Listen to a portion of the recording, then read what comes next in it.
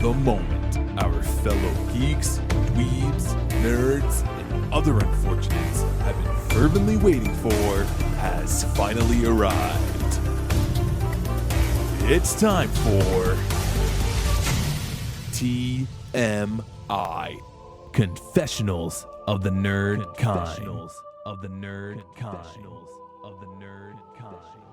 And now, your hosts, Jeff Nerf Herder Chandler and Jim Kaiju Baker.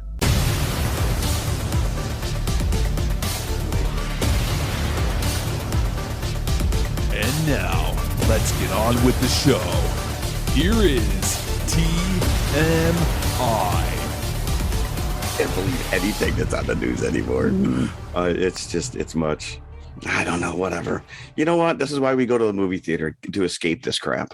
It absolutely is. And we could have gone to see our first feature if we had like that one window day opportunity open. Holy crap. We saw trailers for this for like months. Wasn't it like a Fathom event? It was a Fathom event. Yeah. So somebody in their esteemed wisdom probably saw this and like, hey, this is better than your average sci-fi channel type movie. It's a couple of rungs above that. Let's give it a token release. Fathom event, one night only, so all the dinosaur freaks can go see it. We didn't jump on it. No. Primitive War is what we're talking about this week. Okay. Am I the only one who keeps writing primitive with an A in it? I want to stop myself every time I write it down. You're right, but it's not. It's my brain thinks it's an A. Primitive. That's the way you say it. Primitive. Primitive War. Yeah, which came out last year, 2025. And as you mentioned, it was a theatrical release for a day. And then that was the end of it. And then it just disappeared. I'm like, oh, I kind of wanted to see that. Because they were selling it as like this alternative to Jurassic Park. It was going to be like a badass version of Jurassic Park. Anybody that was, paying attention and saw that it was in a theater for a day as a special Fathom event. And, even if you didn't go see it, it kind of gave a buzz to it.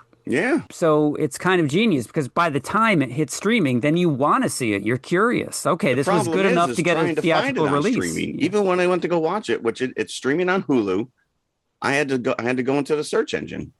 It's not like it popped up on my homepage.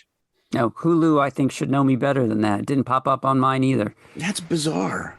Especially a new release like that. Put it front and center. Because I will tell you, the graphic is fun with the dinosaur skull crushing the army helmet. It's a great graphic, and I would dare to say that the graphic might outshine what's actually in the movie.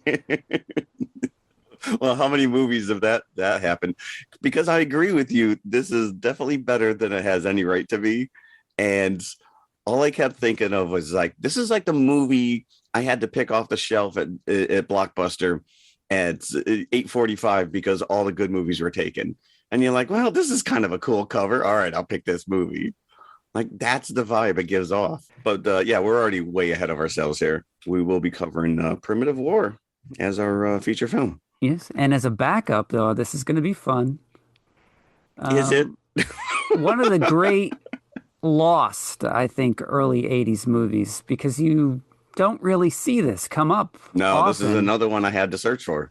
This is, not really in the public zeitgeist anymore. I don't know if you walked around and you just said Lana Zug Zug, somebody would say, I remember that movie. They might not be able to tell you what the title of it was. So it's out there.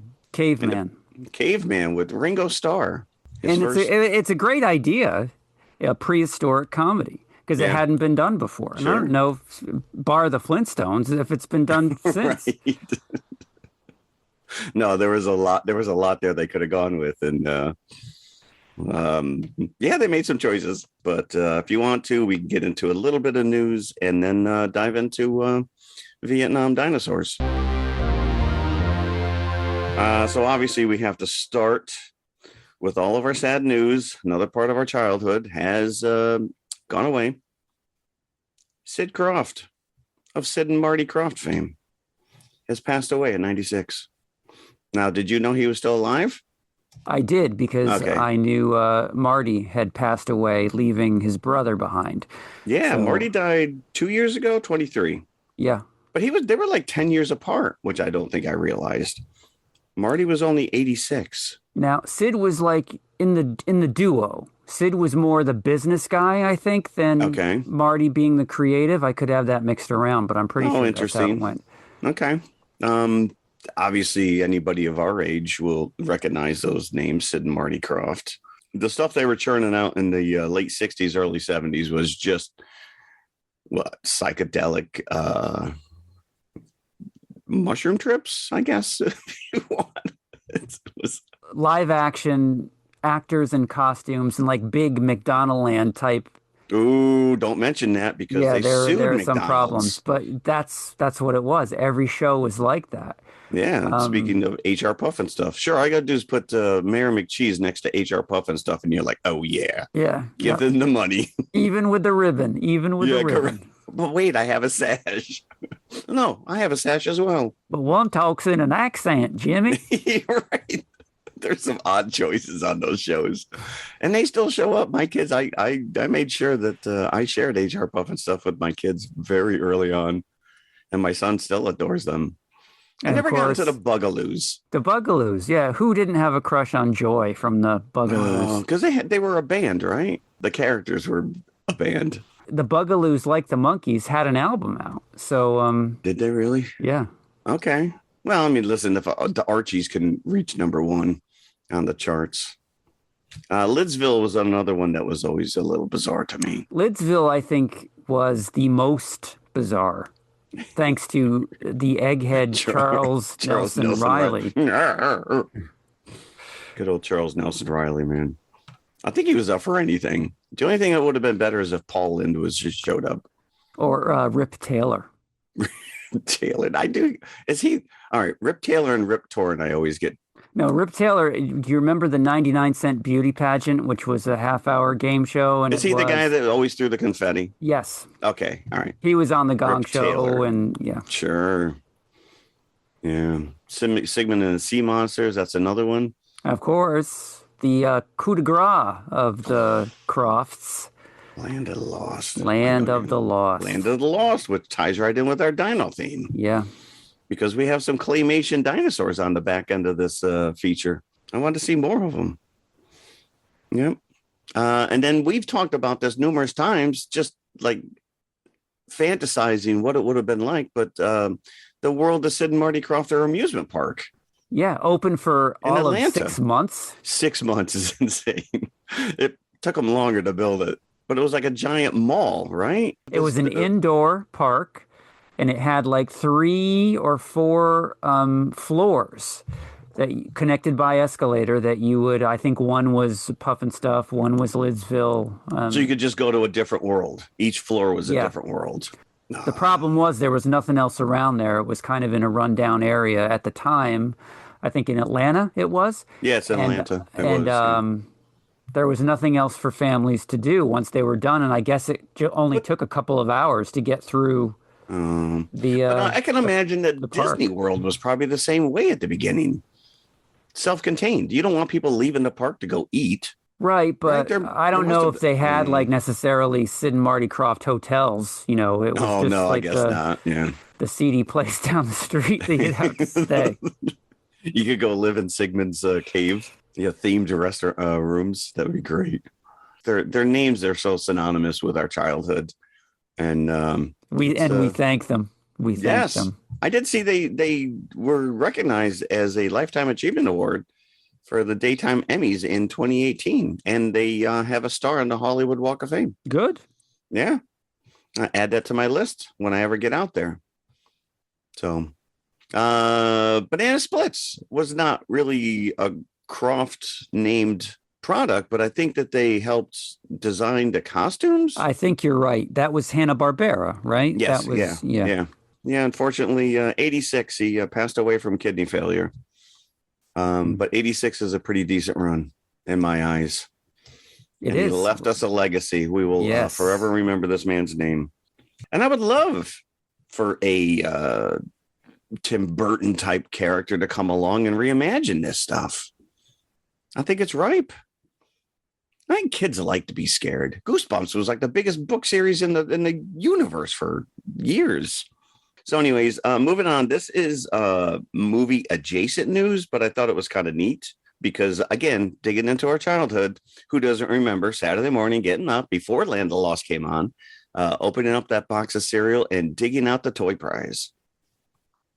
Now, it's disgusting when you think about it because it used to just be embedded in the food. And then somewhere along the line, they're like, oh, we should probably put this in like a plastic bag or something. Yes. And you had to actually dig around every centimeter of the cereal and with your grubby fingers. And once you took your hand out of the box, it never went back to its original shape. You couldn't shake that stuff back into a square No, it was just bloated, the box. It was like a pot-bellied box. And your hand is covered in cereal dust as well. All right, Mom, you could have a bowl now. So apparently we have not had toys in cereal boxes for over a decade. But that's all going to change. Kellogg's is bringing it back. They're tying it in with the release of Toy Story 5. So I think coming up in June, the movie hits in June, and I think these boxes are hitting the shelves now. Special edition boxes of Kellogg's Frosted Flakes, Fruit Loops, Apple Jacks, and Corn Pops will all have a plastic toy shaped like one of the Toy Story characters. And I looked this up. This goes all the way back to like 1909. Kellogg's was putting stuff, collectible comic books and little picture books inside their cornflakes. But, imagine how messed up the comic book was. Because that stuff leaves stains. And again, like I said early on, but then they got into like the mailaways, and then you just cut out the points or something on the back. And then you'd always have to pay for shipping and handling as well. Well, but that was, I know. That was like a fortune for a kid. I wonder how many envelopes showed up with just like pennies in the envelope for the shipping and handling. Sure. Well, that's how Columbia House got my record order. Tape a penny to the damn thing. I am still waiting for my Star Trek The Next Generation poster to show up. That never happened. It never happened. I mailed away for that thing. It's lost in a post office, and you will eventually get it. Somebody's going to find it. Well, do you think that they get that? And sometimes it's like, well, this kid's like two proof points short. We're not going to give it to him. This is why there's rules.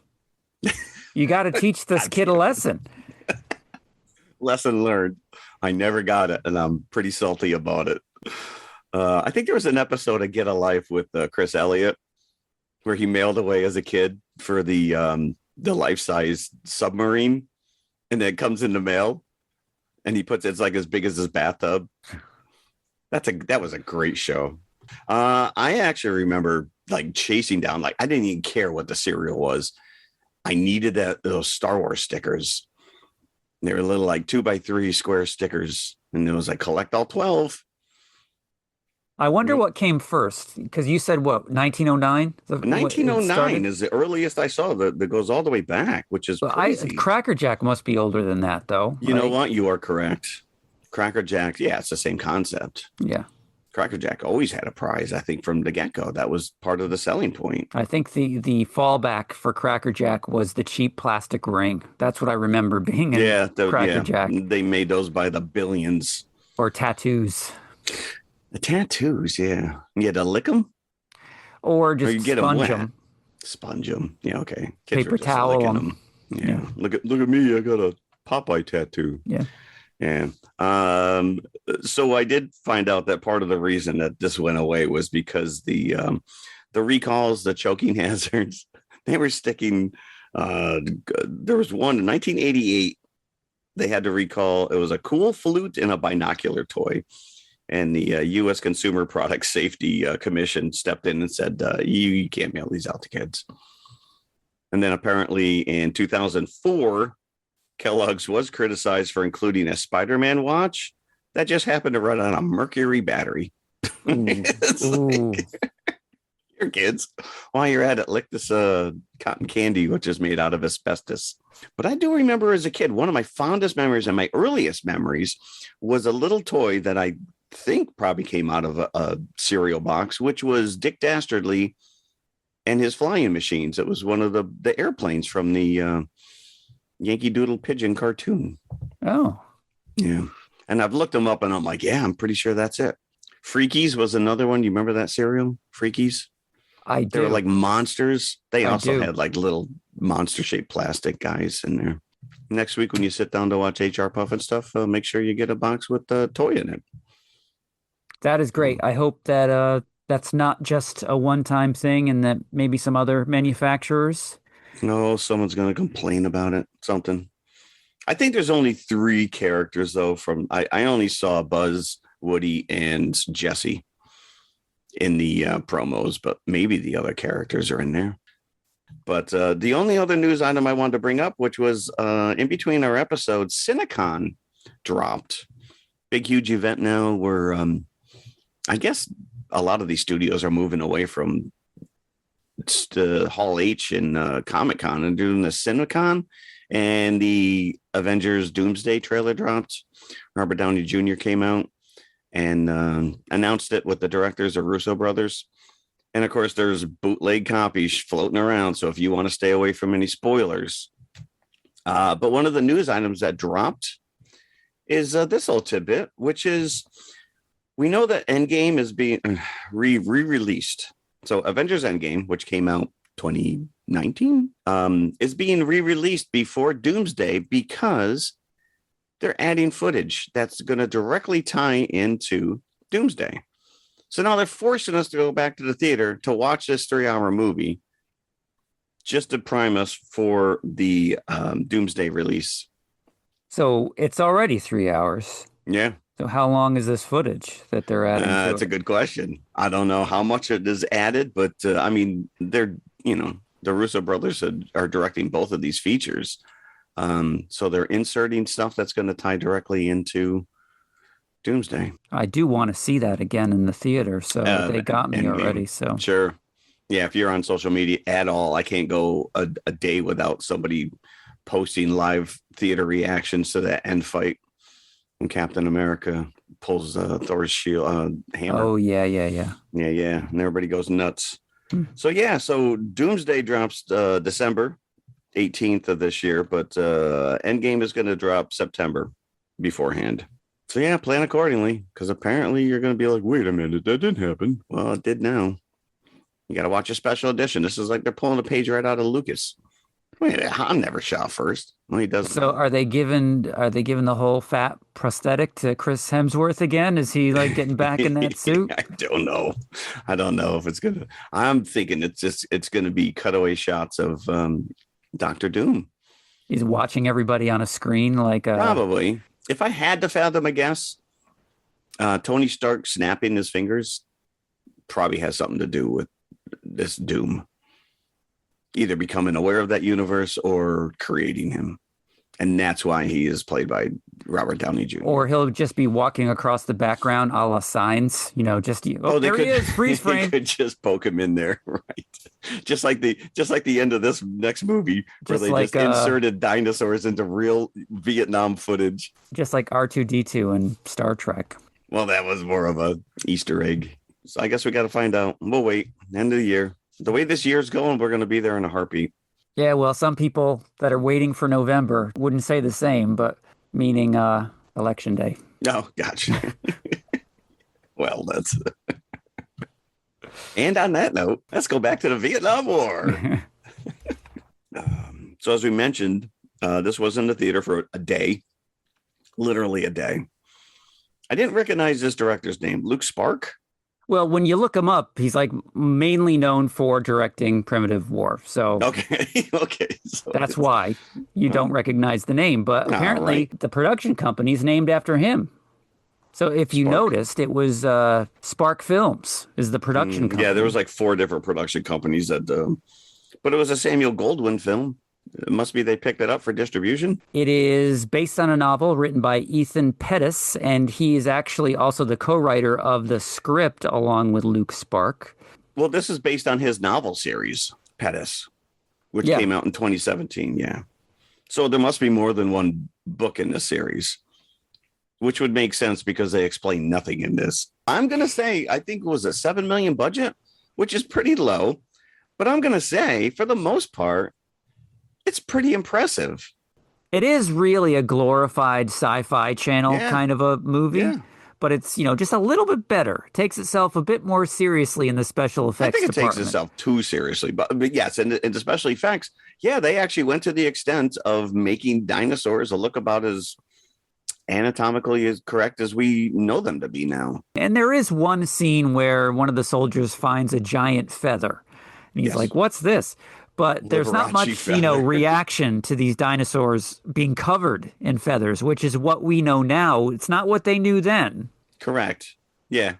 But it's cool. So I will tell you this, you watch Jurassic Park and you're like, all right, so dinosaurs look like. No, we now know that they probably had feathers and they had down. And I went to the Museum of Natural History a couple years ago now, and they had a whole exhibit kind of like, all right, here's the new evidence. Here's what we think these velociraptors look like. And then you meet the T-Rex and he looks like Mo from the Three Stooges. He's just got this doofy plop top of hair on his head. And I'm like, oh, it's so embarrassing. So not too far from what you see in Caveman, right? Yeah. Just missing the cross eyes. Yeah. That guy was fun. I don't even know if there's a plot to speak of. It's just, there is none. Soldiers fighting dinosaurs in the Vietnam War. That's all. Yeah. That's all it is. Can I ask this though? Is it mandatory? Is it written somewhere that every Vietnam War movie has to play Fortunate Son? They were so pinching their pennies. And I don't know if this is because of rights issues with John Fogerty and Credence. It's a remake. If you pay attention to the credits. Oh, are you kidding me? It's John Fogerty's re-recording of Fortunate Son. See, that's where you come in, because I did not pick up on that. But it's an anti-war song, right? It is. Well, yeah, in order to set the scene, as you said, it's obligatory to have these 60s songs play. Probably started by, Apocalypse Now. But I looked it up. It's in 19 movies in the soundtrack. Fortunate Son? Fortunate Son, in whatever iteration it is. And there was a second Creedence song as well, but again, it was a remake by John Fogerty. Because when you're watching, not only did they give it away in the credits, but when you're watching the subtitles, it says Fortunate Son plays, and then in parentheses, John's version. Oh, I did not catch that. Yeah. And yes, I have been watching movies with subtitles on, and I'll tell you, when we get to our backup feature, it's worthless. There's no reason to watch it with subtitles. Yeah, we'll get there when we talk. It was actually fun. It was silly. But right up front, where the budget is, because when you see the cadre of helicopters coming over the hill, they are so obviously CG helicopters that buzz by camera right in the beginning and land at the U.S. base. But we're introduced to Jeremy Piven. This Colonel Jericho, who I think, like Liam Neeson in Battleship, probably filmed all of his scenes in one day. Yeah, and his accent was going in and out. He was trying for a Southern accent. But, speaking of accents, wait till we get to Trisha Helfer. Yeah. The movie opens with a few soldiers, I guess, like in a certain valley, getting taken out by unseen, what are obviously dinosaurs, because going in, what the deal of this movie is. So those soldiers were on a special mission. They disappeared, and now the next best team, I guess, is being sent in by Jeremy Piven to go find what happened. I need these guys to go find those guys. Yeah. But what I loved about that scene is it's just chaos, and they're shooting at something off screen. And the main guy is on the horn or whatever, and he's like, we're down to 2. And then you hear like a scream off camera. He goes, 1, we're down to 1. It's like when Moses dropped the tablet. 10 commandments. Piven is just, you could tell he's the bad guy out of the gate. Chewing up the scenery. But I'm like, I want to see this guy eaten so bad by the end of this movie. You made it a point last episode that you're not a big Jeremy Piven I'm fan not. To begin with. I do think that they're building that. And it was just such a missed opportunity. I agree with you. Wholeheartedly. I'm going to tell you right now, this entire movie did not need this character. No. They could have easily come back, and you get that opening scene. That group is down. This other team, you come in, you meet them, the Vulture Squad, and then they're like, hey, we have a new mission for you. Yeah. Okay. Because he doesn't give them any information. Literally, they're like, well, where are we going? I can't tell you. Well, who are we looking for? I can't tell you. Yeah. Well, what are we going to encounter? What were they looking for? I can't tell you that. I can't tell you. He's worthless. And it's apparent that he doesn't care about them. There's scenes that cut back to him at the base while they're in the middle of their dinosaur fight. And he's more, upset that the mission's not going to get done. So Right. you need that Charles Grodin and King Kong moment where the bad guy Yes. gets his comeuppance. Yeah. No. You want this guy to be eviscerated by the end. Yeah. And that does not happen. You are correct. It is a missed opportunity. Again, 98% of his scenes are just in that command center, yelling. And screaming. talking about the other characters, the actual soldiers that we follow for the rest of the movie takes great pains and screen time to try to introduce them to you. But it's not done in a really clever and quick way like, say, Predator was, Right, where you correct. knew all these guys just from like on the journey there to this guy tells jokes. This guy Yes, is, correct. Yeah, you is the get a sense tracker. of they're very bland. They all mix into each other. I don't know if they were trying to pad out the runtime, but it's was just too too much long. time taken. It was too long to begin with. Yeah. This is over 2 hours. Yeah. And they're think there was interchangeable as well. It's Well, that's like what they're I'm not saying. they're not No. specific enough. You got one character who is like a sniper with a conscience. That's the only one that I got any notes on. Yeah. One guy, the special thing about him is he sells contraband to his fellow soldiers, which does not come in handy at all during the rest of the movie. No, it's not like someone's like, hey, Because I was like, oh, maybe he's going to take out some candy that he's got. Right. And lure a dinosaur away. lure a dinosaur. No, never happens. Nope, not at all. Yeah, they do go out of their way to use as many derogatory terms as possible for the day. What are you, Tarantino here? Yeah. And speaking of using period-specific music, I think also not only do we always hear Fortunate Son in these types of movies, but we also always hear Time Has Come Today. And it always plays the end of the song where it goes, Tom, Yes. Tom. We got nothing but time, my friend. We could. These guys get dropped in, right? Just to fast forward to Yeah, we have to fast forward. Although, hold on one second, because when they get to this new location, they get pulled from their mission, or they finish their mission. I don't remember. Within the first 6 minutes, we get every Vietnam War cliche. We're infiltrating a village with we got some POWs. We get the Creedence Clearwater, although it is John. We got to berate these Viet Congs, napalm explosions in the background for no reason whatsoever. But then we're told that these people in the village are being exposed, that they're dying of radiation poisoning. It's like, oh, okay. Are the dinosaurs emitting radiation? Is there some kind of a backstory to this? Well, we can assume that it's whatever that collider thing was that Well, they this were. is a lot of assumptions because it never comes back around. No. We never find out if the girl who's been living there was dying from radiation, or I don't know. But yeah, they are dropped off where they're supposed to be looking for the previous team. They find the big bird feather, right? Yeah, big ass Liberace feather. He said. That was funny. And he did at one point, but it's a squid pro quo. And he's like, "What'd you just say?" Yeah.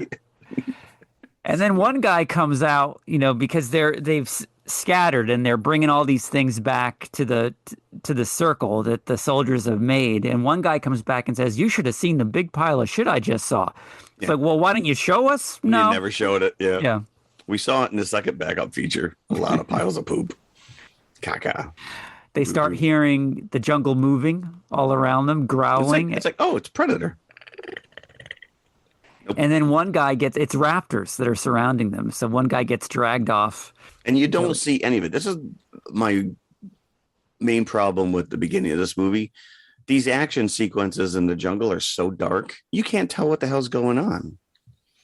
Now, when they get into the cave, which is like the Velociraptor nest, you only see them attacking when you get the fire burst from the guns, which is kind of a cool effect. But at the same time, it's like, Yeah. And again, it's really helping the special effects when you're, just like having that T-Rex scene in Jurassic Park in the rain and in the nighttime.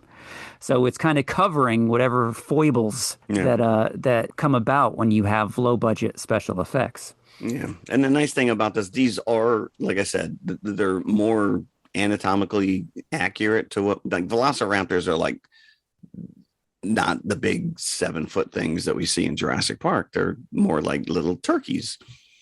Especially with the feathers. That's a good Yeah, no. analogy. And I think at one point, one of the guys actually calls him, you stupid, you dumb turkey, or something like that. But the fact that they're just swarming actually makes them a little scarier. Because you're seeing more gore here, because this is an R-rated movie. There's some very gory sequences. Like there's one scene where like the top of one guy's head gets bitten off by a raptor. Yeah. There's Russian soldiers that come into it and they're tracking the Americans, and they come across a disemboweled dead body and they think the Americans did it. I'm like, yeah, so later on they find the baby T-Rex and he's like, what are these things? And I'm like, wait, so the Russians don't know that there's dinosaurs there? Because the Russians are there to do the collider. So right. And there's a lot of mixed. It was frustrating in that sense because they found dead bodies in the cave, but then these velociraptors go out of their way to kill these people, but they're not eating them. They just kill them. Well, maybe they're saving them for later. You know, they're bringing them to the cave to have dinner later on. Maybe. I didn't see a refrigerator. But I liked, was it in the cave when, you know, they're in darkness and you see just the lit up eyes? It's a very, very yes. Yeah, no, that's simple effect. When they first, yep. Yeah. You are correct. Which I don't know if it was accurate, but it still works. Yeah, well, you know, it's probably the reflection off of whatever flashlight one of the guys had. So I'll give it to him. Yeah, no, it was a nice little jump scare moment. We see a T-Rex, and the one thing I'll give this is that they're not like made-up dinosaurs. They are trying to use actual found species of dinosaurs. Right. Yeah, because even like that big velociraptor that you're talking about, I think is probably supposed to be a Utah raptor. We do see Spinosauruses later. And the T-Rex, you know, you compare this T-Rex to the one in Jurassic Park, and his arms are like almost non-existent. You know, he's fat, he's bulkier. He's more forward. So, and again, this fight sequence in the jungle goes from pitch black into like a sunrise. Now, all of a sudden, you're seeing this thing in daylight, and I'm like, all right, they're holding their own. Like you said, it's definitely 2 steps above your Sci-Fi Channel movie of the week. And this is where we're running. We meet this paleontologist, Sophia Wagner. Yeah, and why she was there, if, you know, because the plan with this collider wasn't to bring dinosaurs back. That was like an accident. That was a side effect. So why she's there to begin with, I guess maybe because her husband. Right, if she happens to be a paleontologist, you would think that specifically. But she was there because her husband was part of the program and he got killed. Like she's the only survivor, and she's pretty much living on morphine. At one point, didn't the T-Rex eat the bag of morphine? I thought they threw it overboard, but then the T-Rex was swimming as well. I don't know. But there was one. Oh, you're right. Yeah, the Spinosaurus ate it. They find this abandoned building after the American soldiers get attacked a few times. They find the abandoned building, which is where this collider is. Right. And that's how we have dinosaurs in Vietnam, is that the Russians had built this secret lab and they were trying to build like this machine that would create a wormhole. And the reason that they were looking to do this was because they could teleport Star Trek style from like their lab in Vietnam onto the lawn of the White House. Like a whole army could come out of this wormhole and attack the White House. So this is all good on paper. We never see any of it. No. They don't show us dinosaurs coming through this portal. Is it like a Stargate type of portal? Is it like all these dinosaurs just came through and they're like, oh, close. I know. How long was it open that all these dinosaurs came through? Hundreds of velociraptors. I mean, back in prehistoric times, is there a line to get through the wormhole? I think so. It's like, I heard Bob went through last week. He said it's pretty good. Oh, everybody's queuing up here. I guess I'll queue too. I don't know what they're doing. Yeah, because we have apatosaurs, we got brontosauruses, we got all kinds of giant, the hadrosaurs, triceratops. Yeah. How long have they been there? The whole point of Jurassic Park failing is because we knew that they couldn't survive and they couldn't eat the plants or breathe the air. Eventually, they're going to die. So at least we do have, as you said, Tricia Helfer. I'm happy to see her again. I don't think I've seen her in anything. We have seen her since Caprica. She wasn't in Caprica. She I was don't only in remember. Galactica. Yeah, but we have this General Borodin, who's the Russian. General Collider is who I call, just, General to keep it straight Collider. in my head, because But he's the she, crazy Russian that wants to build this collider. So he's obsessed with, appearing on the lawn at the White House. but she tells the story that he killed everybody who knew about the collider. So how are you going to run it? I know. Because these guys didn't even these soldiers he was with knew nothing about the dinosaurs. And we were constantly told that the father T-Rex is just looking for his babies. This guy's just mad. They're just animals. They're just animals, and he wants his family back. So the movie is just a series of dinosaur attacks. Yeah. With different, types and species of dinosaurs, like all hitting taking their turns, hitting the U.S. soldiers as they're trying to get to this collider base and to take out Borodin. Because now that Trisha has told the U.S. soldiers who find her what the deal is, they need to save the world now. Even though Jeremy Piven is on the phone saying, no, get back here. You can't do that, because they want the technology themselves, apparently. Then maybe you should have told me what my mission was. Yeah. Because I'm making up my own mind now. So now they have to fight through dinosaurs in order to get to the collider, and they can't just blow it up. Pteranodon too in the valley. That was a good scene.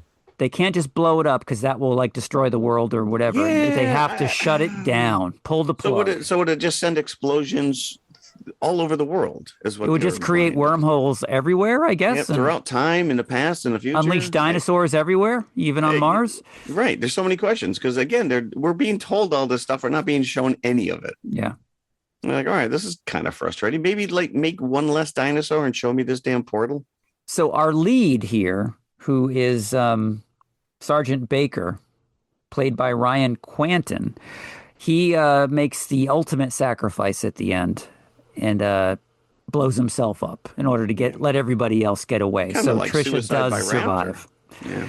But who doesn't make the ultimate sacrifice? Jeremy Piven. He is on the helicopter. That's what we need. We need that guy to be taken out at the last second.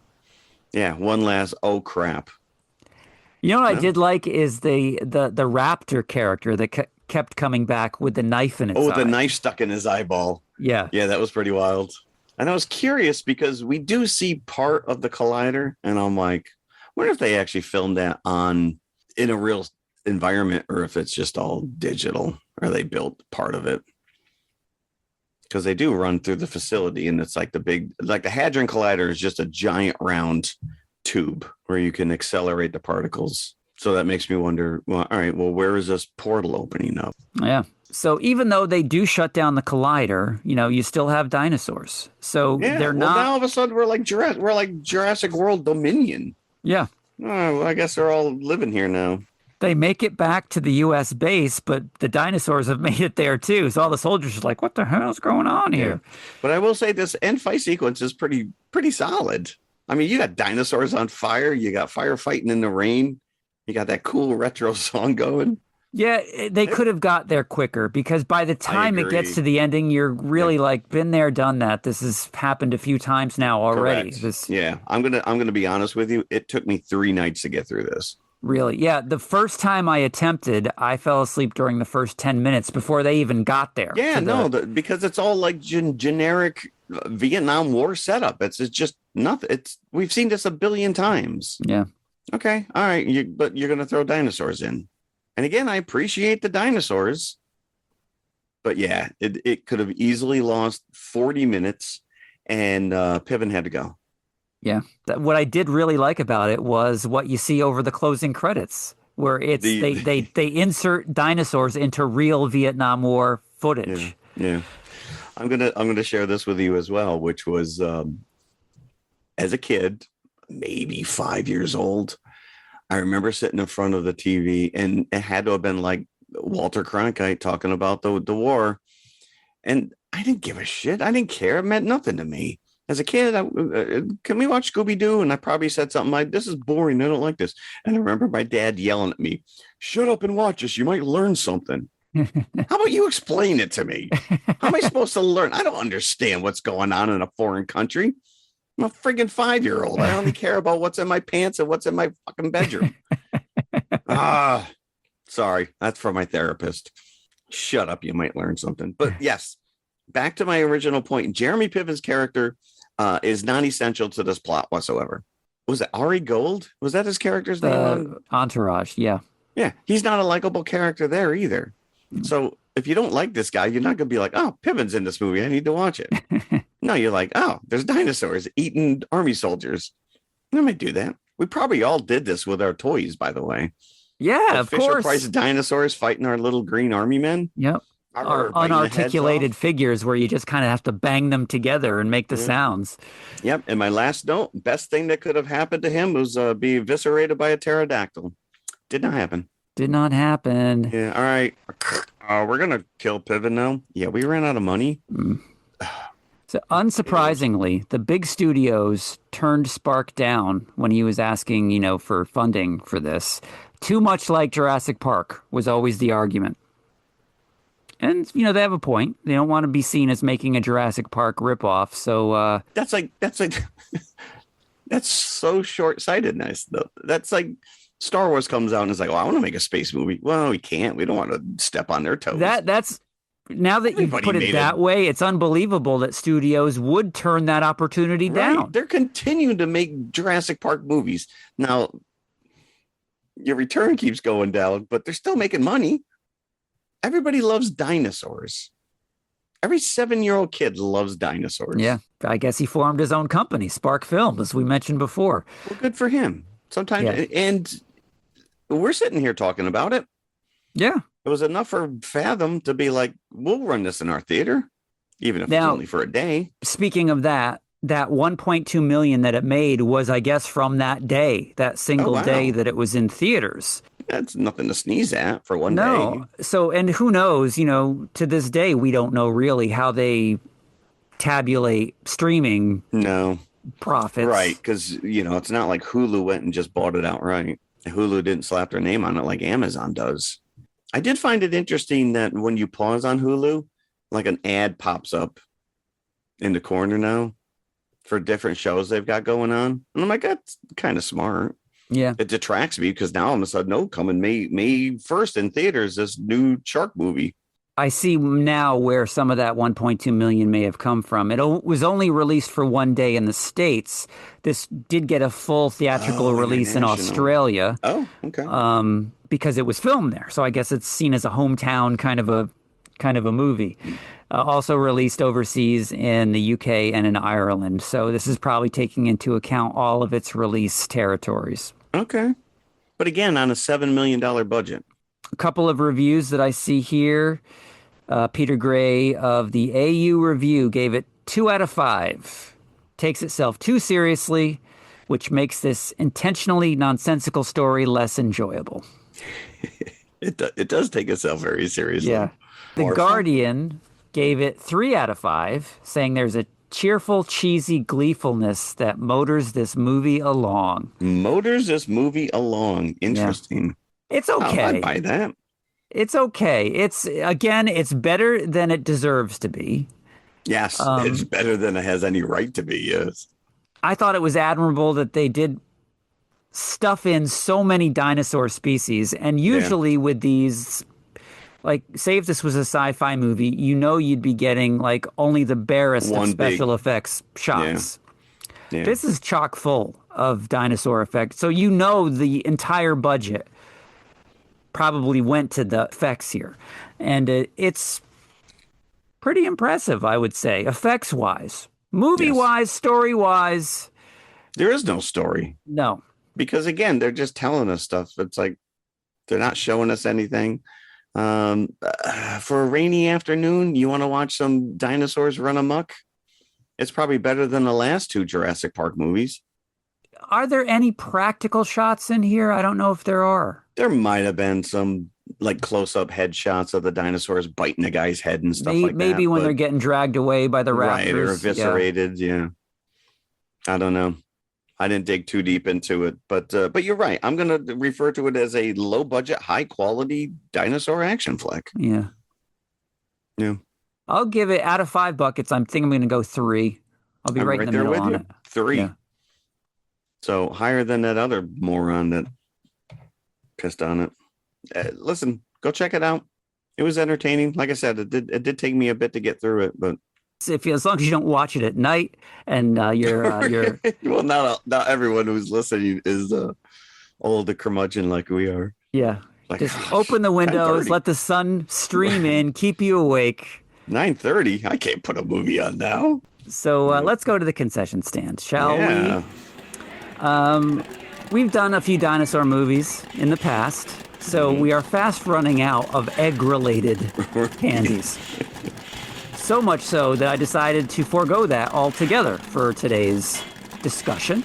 Okay. So again, like I've done recently with a few other candies, I'm going to talk about a defunct candy. Extinct. This is going to be more, our memories. There's not much history on this one, so it's going to be brief. It's going to be concise, this concession stand. But I think you'll appreciate the reason I chose this. We are talking Dynamints.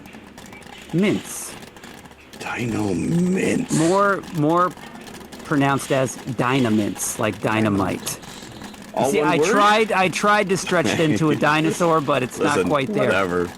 It works. Dynamints. Now tell me if you remember Dynamints. I hope that you do. Or this whole I'm drawing a discussion blank will be right now, very but you might have one-sided. to- That's fine. This is just like our main feature, Primitive War, is maybe a bit derivative of Jurassic Park. The Dynamint was a bit derivative of the Tic Tac. So the Dynamint, while your Tic Tac is in a vertical little plastic box Yep. with a flip top on the top, your Dynamints was in a horizontal plastic box, and it had two flip tops on either side. Oh, Dyna with a Y. I do Dyna with a remember Y, these. like dynamite. I am now looking them up. I do remember these, and I love these. Yes. Yeah, because you get two sides, two different flavors. Yeah. Was And there- some of them, some were Okay. just solid Yep. flavor. Literally split the logo into two different colors depending on the flavor. Yes. So these came into existence. Now, we've never talked about Tic Tacs, but that's for another discussion.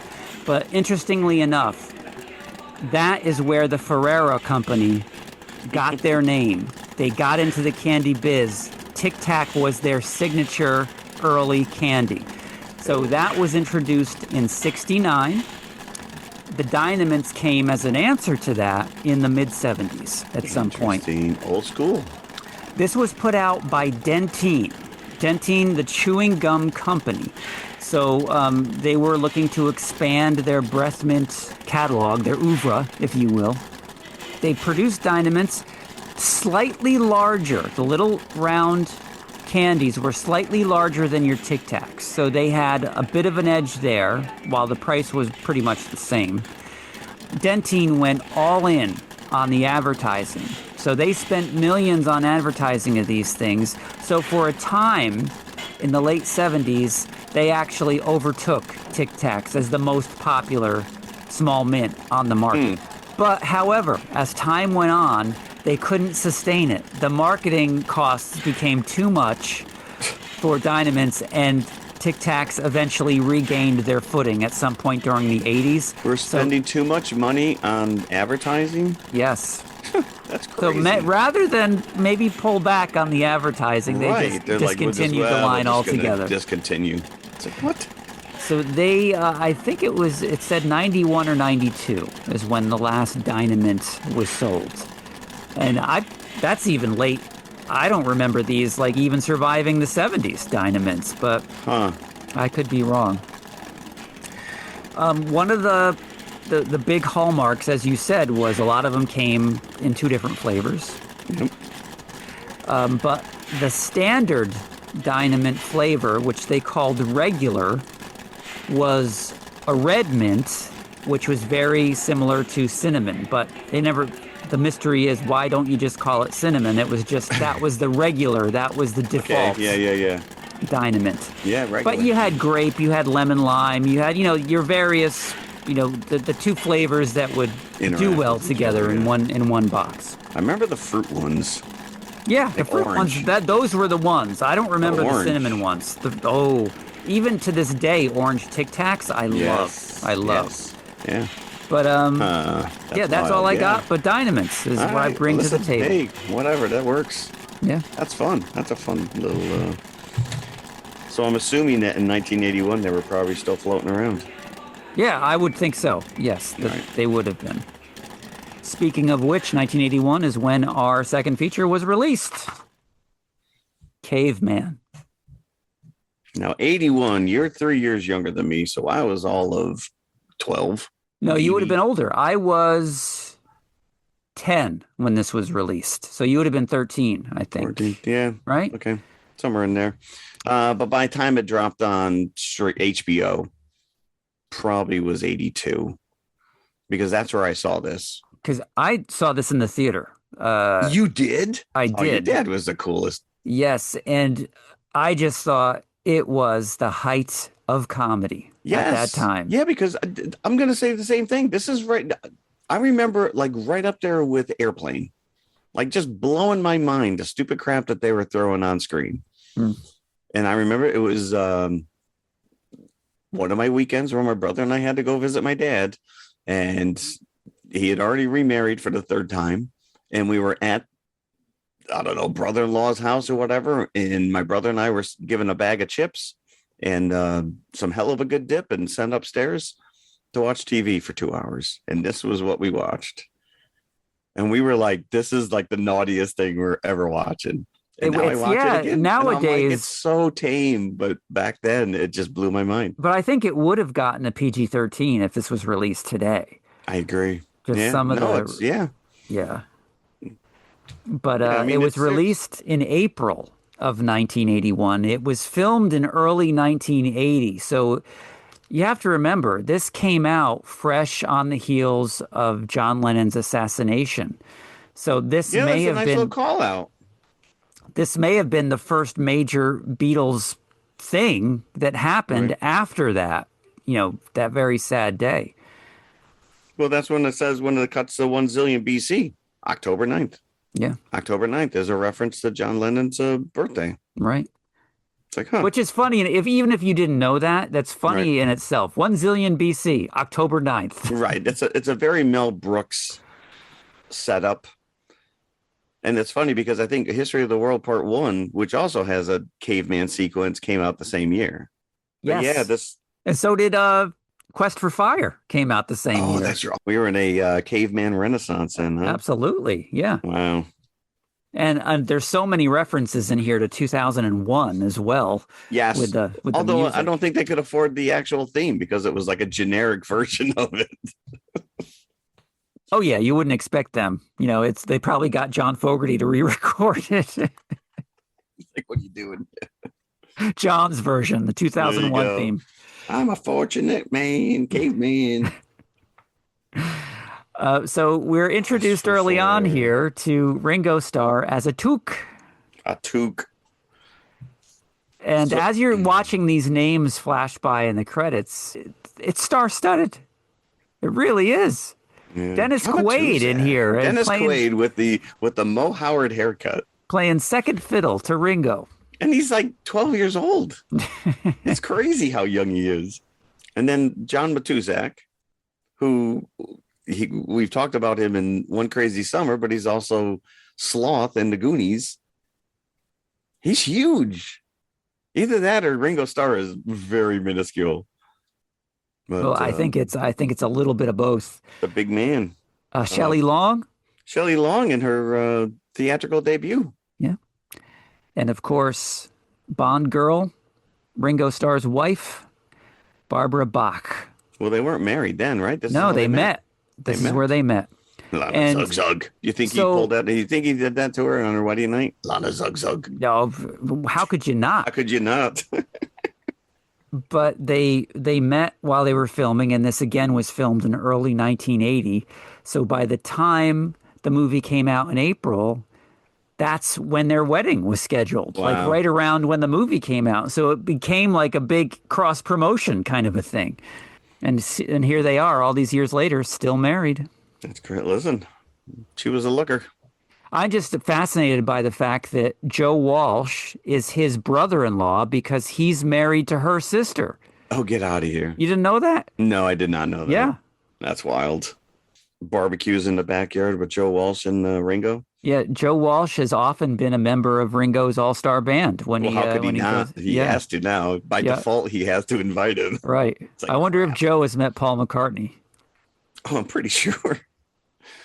Do they talk? They have to, right? Oh Ringo yeah, and Paul. Yeah. there's a new song out on somebody's album. It's either Paul's or Ringo's, where it's Oh. like the first ever duet between the two of them. Oh, get out of here. Yeah, Ever. ever. And all Outside of backing vocals on Beatles right. songs. Okay. But this director, Carl Gottlieb, like he cut his teeth as he was a screenwriter. He worked on Jaws and Jaws 2. Yes. I'm like, that's some pretty serious credits right there. He also directed the Amazon Women on the Moon, which is about as nonsensical as this. That was another movie I remember on HBO right around the same time. Amazon Women on the Moon. I don't know if I've ever seen that. It's more like a Kentucky Fried Movie. It's like a bunch of different short little skits type of thing. Little silly stories, vignettes, 10, 15-minute stories. Stop motion dinosaurs, as I mentioned before. Yes. Constructed by Jim Danforth, who left the movie before it was finished because he was a bit cheesed off that the Directors Guild wouldn't let him take Wouldn't a give him co-directing credit. Right. Yeah. Because he wasn't a member of the Directors Guild. Just give him a card. His Directors Guild, I think, has got an issue. Lucas walked away because he got mad at them. Yeah. And the dinosaurs are fun. They are. They're fun, goofy. Goofy. There's like a chameleon looking, like a Jackson chameleon type of guy. With the googly eyes, Yeah. Yeah. I do remember very fondly the fat T-Rex getting high on the berries. Or getting his nub rubbed. Laying on his back, rubbing his belly as his eyes rolled around. Yeah, this was salacious when you were 13. Not so much now. But it did feel like you were getting away with something watching this. Yeah, because it was all like implied humor. It was all like boob jokes and poop jokes and yes, yeah. I feel like it was written by a 13-year-old, and especially because there is no it's all dinosaur or it's all caveman language. They repeat the same words over and over again, like matcha for the dinosaurs. That by the end of the movie, you know what the words mean, and as you said, the closed captioning. They've never made any effort ever. No, just dinosaur chatter or babble. From when this movie was released for the hearing impaired, it just says cavemen mumble or cavemen. Yeah, which does a huge disservice to it because they did work out a language. If you saw this in a drive-in in Australia back in the day, they actually handed you an encyclopedia card that told you what all the words stood for. But you don't need it. That's the thing is they take pains to for food. Right. Yeah, I mean, we all know what caca means. Yeah, zug right? zug. Zug. You know what that means. Ugh, puka. Ooh, right, because it's all pantomimed. Yeah, it's all like except for those moments where someone's going caca, poo poo, and then the guy just looks at him and goes shit, and you're like, he said the word. It's like Marcel talking in a silent movie. Yep. So it's silly. It's so fun. But all it is what? Just we're going to fight each other for rights to this girl. Yeah. So Atuk is Ringo Starr. He gets kicked out of his clan because not only does he bring unknowingly a dinosaur in to chomp on some of them. But he's also sweet on the clan leader's girlfriend. How could you not be?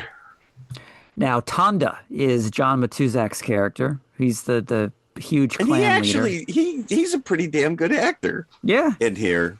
There's a scene very early on where Atuk Ringo discovers these berries, right out of King Kong versus Godzilla, that when you eat them, you fall asleep.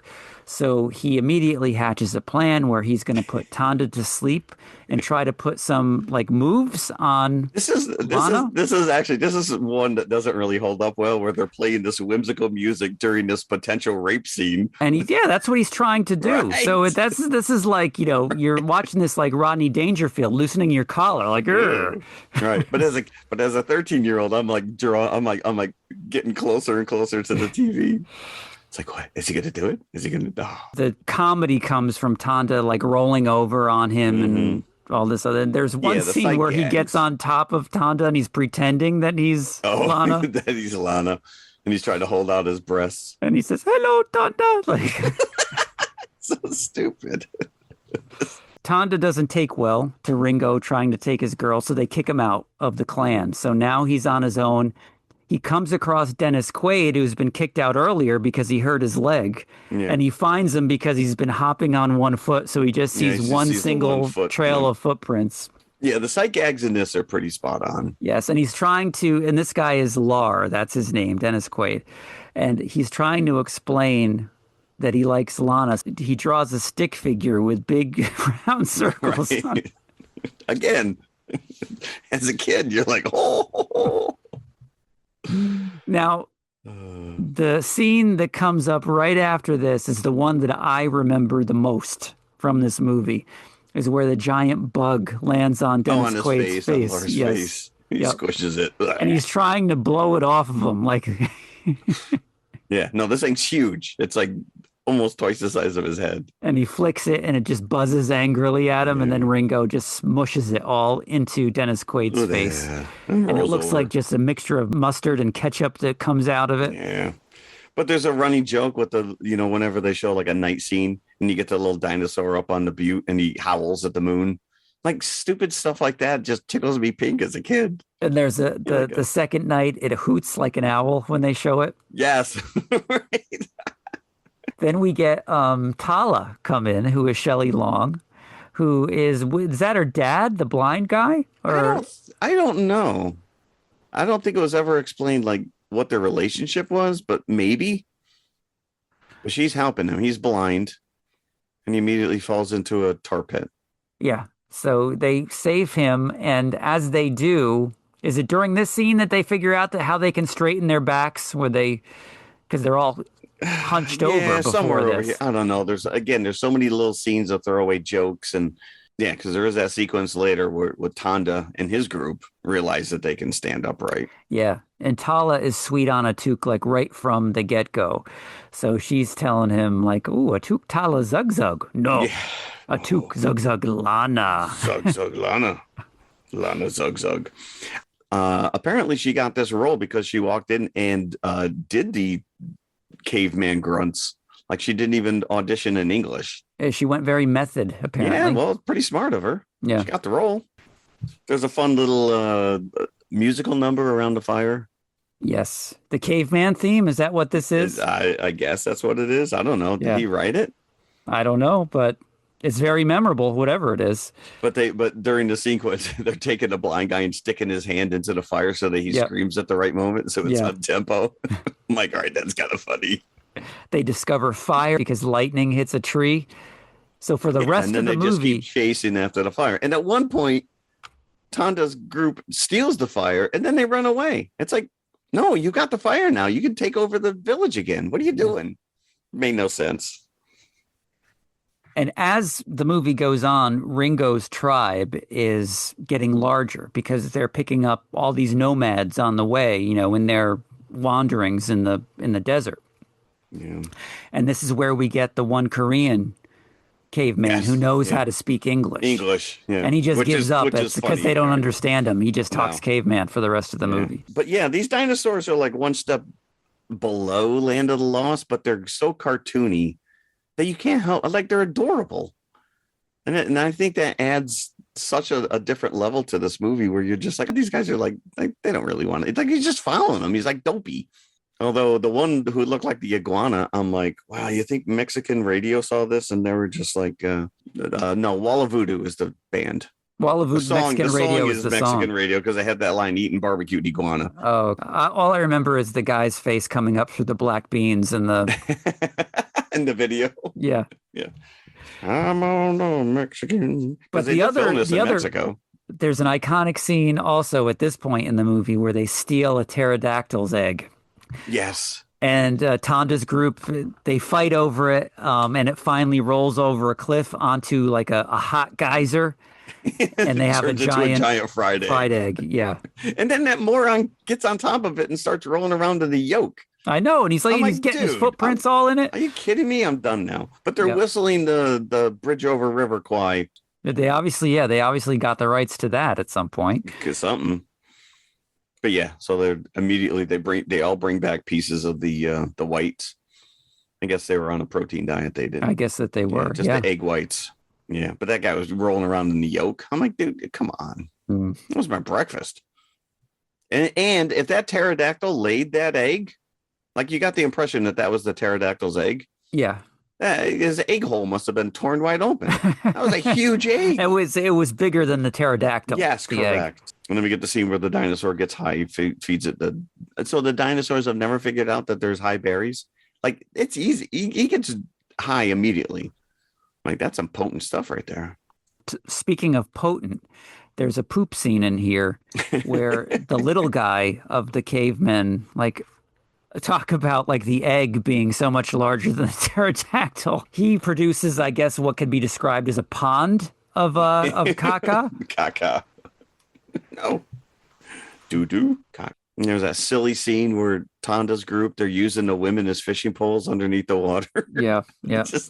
But the thing is that Atuk, at various points during the movie, does make it to Lana, tries to take her a few times, and she always runs back to Tonda.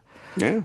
Until the end, then she's finally down with Atuk. But he saves her at that one point in the river when she falls into the river, which is like a lazy river. Like, I could see someone on a raft floating past him. Didn't look like it was raging. But Lar also gets caught up in the lazy river, and like suddenly he's like in an iceberg or something. I don't remember this scene at all. No, neither do I. I'm like, wait a second. Oh, you're not alone, because it was crazy. And all of a sudden he's like and they even cut to like a nearby ice age, like the ice age is creeping up on them. And then all of a sudden you get like this Morlock like creature coming out of the water. And that's a pretty good costume. No, he's fantastic. Do you know, did you see the credits? Yes, I did. They actually put him as Abominable Snowman. It was Richard Mall. That's crazy. And then when they find him, he's frozen. The two of them are frozen in like a Scooby-Doo cartoon. Yeah. Frozen mid-run. Mid-chase. And even my wife laughed out loud when they're trying to chisel him out and his leg is still encased in ice and he's falling all over the place. So they're slipping and sliding on the ice. The monster can't get him. It's just so stupid. Everybody leaves. Everybody runs out of the cave. The monster's like, oh, I want to be friends. Every time I see like these caveman movies or whatever, and they're all wearing fur, wouldn't it make more sense to turn the fur inside out so that the raw skin is on the outside and the fur is touching your skin? Yeah, you would think that would make more sense. Yeah. Because that you got all the clammy musculature against your skin. Now you're going to chafe. Yeah. The whole point of wearing fur is to keep yourself nice and fluffy. So by the end of the movie, Tala has been so fed up by Atuk just ignoring her at every opportunity for Lana. She goes and tells Tonda where they are and where he can get Lana back. So that backfires because they end up kidnapping all the women in Atuk's we'll show plan. You. Yep.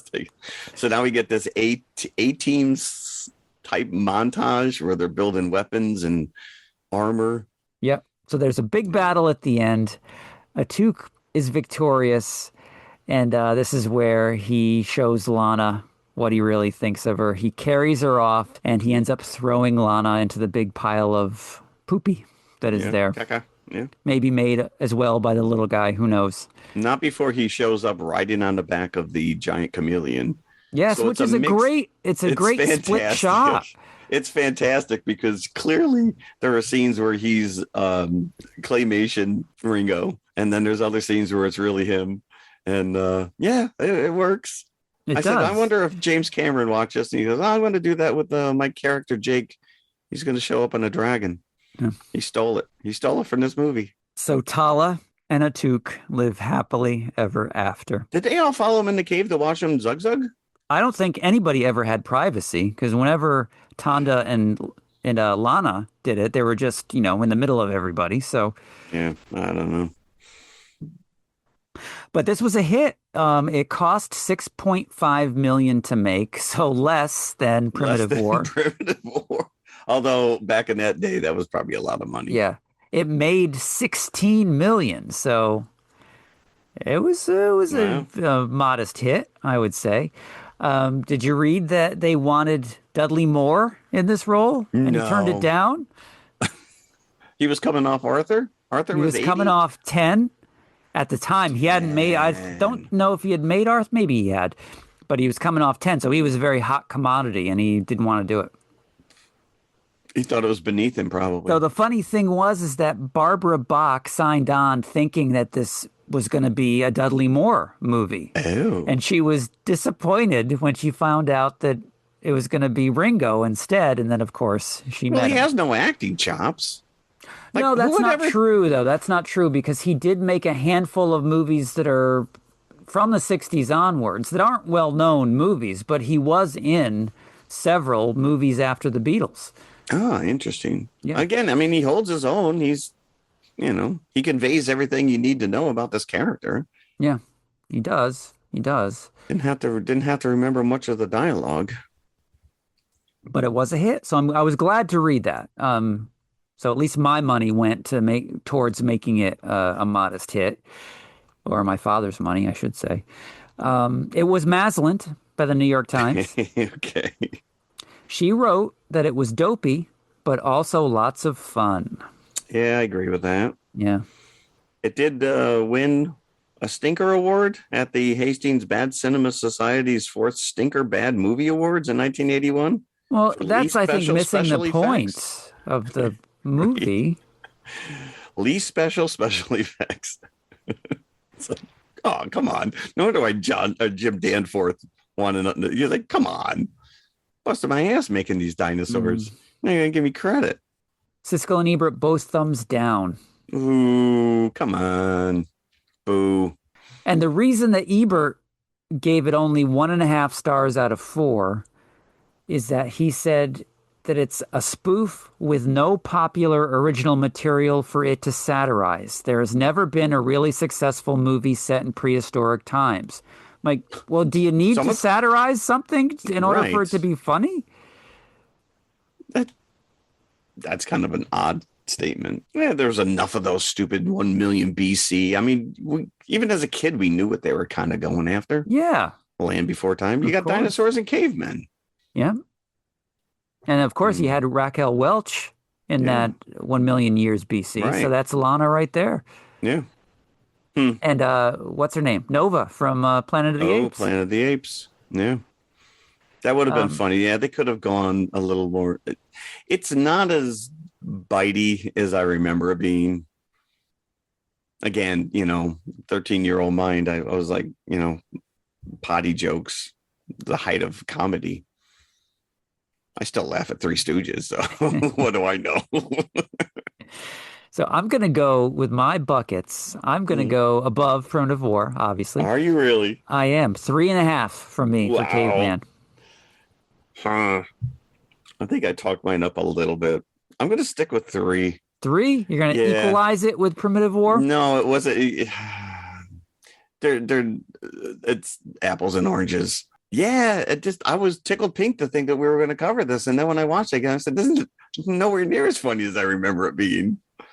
And maybe if I watched Airplane now, no, that's not true. Airplane is still pretty solid. Yeah, that just was on Pluto. It was on Tubi for me. That's where I saw it. It was one of them. I can't remember which one I watched it on. It's out there. My library did not have it. Neither did mine. I was like, well, maybe there's a Blu-ray on like this. Like you said, it's kind of been lost in time, but yep. All right. So what else did we do this week? So yesterday I spent a day with some friends in Manhattan in the pouring rain, and New York City in the rain always sucks. Bring an umbrella. But there was a play that I saw, I don't know, poster promo for it like a year ago. And it's stuck in the back of my brain. And then I started seeing it show up on social media. Hey, limited run of this show. And then out of the blue, not one, but two of my wife's friends send me a link going, this is right up your ballpark. This is, you need to go. And I said, well, if I'm going to go, you're going to go. So I bought 6 tickets and we spent the afternoon at Bigfoot the Musical. Ah. And I hate even like promoting it now because as we speak, if you're listening to this on Wednesday, Sunday was the last day. Oh. So a very limited run. And what was even worse, after I bought the tickets, suddenly it was like, hey, good news, 40% off all tickets. I'm like, damn it. I'm sitting next to somebody who paid like $20 for their ticket. But I will tell you, not knowing, so it's 90 minutes, no intermission.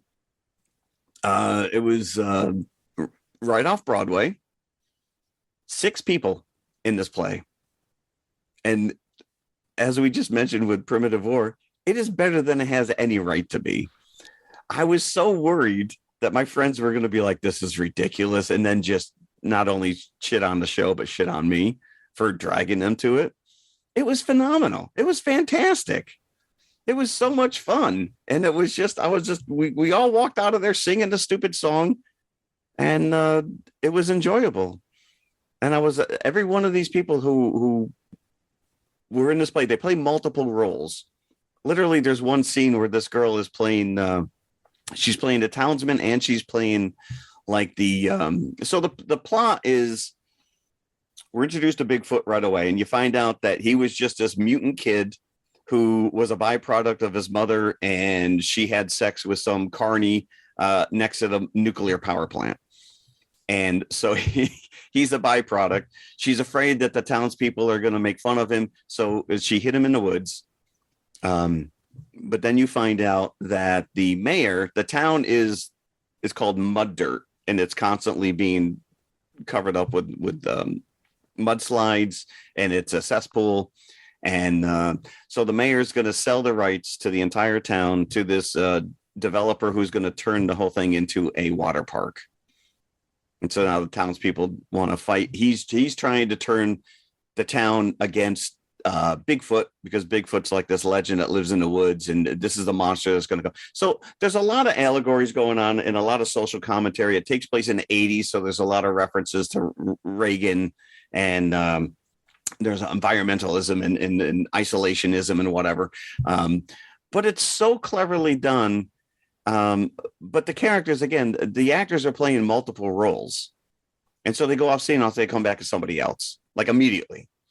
And at one point, this girl's having a conversation with herself and she's literally ripping her mustache off, turning around, engaging in a conversation and put the mustache back on. And it was pretty well done. So it was enjoyable. And to top it off, Pink was in our audience. So she was there with her family. And of course, maybe 200 people in this theater at the most. So people are taking pictures. As we go to leave, she's in front, taking pictures with people. My sister's a huge Pink fan, and she immediately yelled at me that I didn't FaceTime her. And I'm like, you don't get cell signal in those places. They don't do it. You turn your phone off. I'm not doing that. I could care less about it. This girl's out with her family for the day. I'm not harassing her. But I did see on Instagram that she posted a picture with her and Bigfoot, and I was insanely jealous. I did not get my picture taken with Bigfoot. So how did the Bigfoot look? He's goofy, and I can't imagine he's in a full fur suit.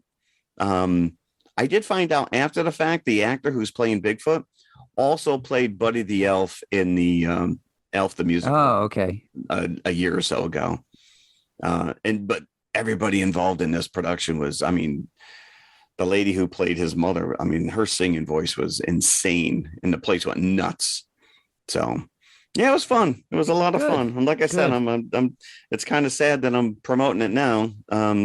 Hopefully maybe buzz and it'll come back in a bigger capacity. But it was very enjoyable. I loved it. Fantastic. Last night I just watched a new movie that just dropped on Netflix called Apex. Oh, I did see. Okay. Yep. Which is Charlize Theron and Taron Egerton. So the setup is right in the beginning of the movie. Charlize Theron is like an extreme climber or an hiker. And she and her boyfriend, played by Eric Bana of Hulk fame, Yeah. go on all these crazy trips, and they're tenting and sleeping on the side of a mountain that's hanging by, by their hiking gear. Yeah, no thanks. Forget where it was, but it's like the snowy mountain that they're climbing. There's a rock slide, and he falls, and he had just told her that she's getting a bit too extreme for him, and he wants to pull back. And she's like, she's calling him old man, and she's insulting him, and she's all mad. And so then he's, of course, killed, and she is guilty now she thinks that she's responsible. Womp, womp. Yeah. So she goes on a solo trip to Australia, a hiking trip, and comes across a serial killer. Okay. Played by, Elton John himself, Taron Egerton. So if you're going to watch, I don't want to spoil all the back based and on forth. that, I thought we were going like Apex Predator or something. Well, or is he a predator? He's a predator, but then maybe she's the predator. This guy is so crazy. Early on, she meets him, and you think he's a normal guy. Right? So it looks like he has a job, and he's just like at a gas station, and she runs into him, and he gives her directions. Oh, no. He's a setup.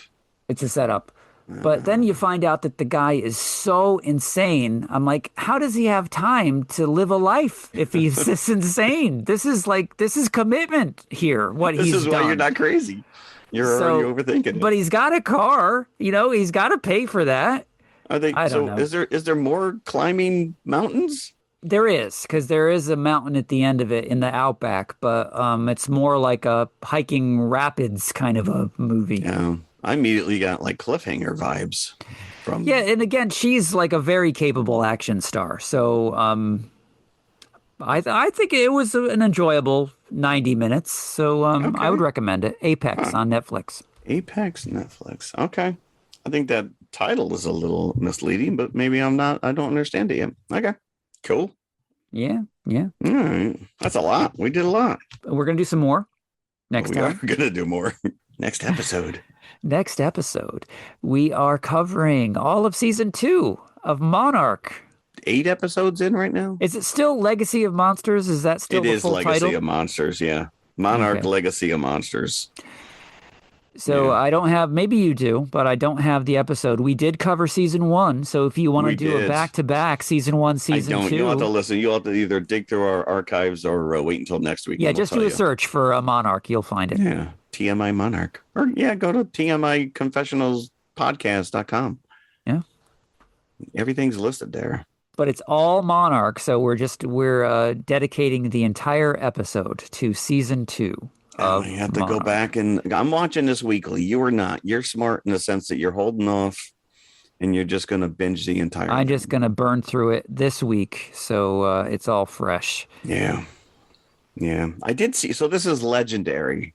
This is the American take on the MonsterVerse. Oh yeah.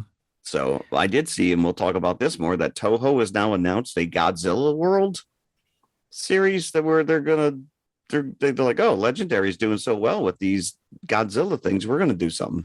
Well, I wonder if there's a reason they didn't call it Godzilla Verse. Do we have? I don't know. Have we copyrighted that term with Legendary? I don't think the Godzilla Verse. This is MonsterVerse. I believe it's referred to because Godzilla World sounds like an amusement park. It sounds like someplace I'm going to go get my beer. Godzilla World, or I go buy my car. But they're building it off of -1. So it's going to be in that reality, this series of films and TV shows. Yeah. I can't keep track anymore. I'm just starting to learn about the Showa era and all the other eras. And all of a sudden you're going to throw this at me. Listen, we said with the Primitive War, man, just show me some monsters. Show me some And of course, we didn't mention this yet, that the trailer has dropped for Godzilla -0. Yeah, so that will be out by the end of this year. Yeah, you've already got my money. I don't need to know anything more about it. Very excited. So yeah, until then, tune back in for Monarch, but thank you for listening today. Yes, appreciate it, as always. Thank you very much. We do. And, we'll talk to you next time. Bye. Bye. If you like what you just heard, be sure to follow TMI Confessionals of the Nerd Kind on Apple Podcasts, iHeartRadio, Amazon Music, Spotify, or whatever you listen to your podcasts on. Also, be sure to email us at tmipodcast2018@gmail.com.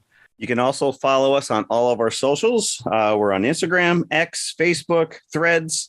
Just go to tmiconfessionalspodcast.com. All of our links are there. And leave us a 5-star review.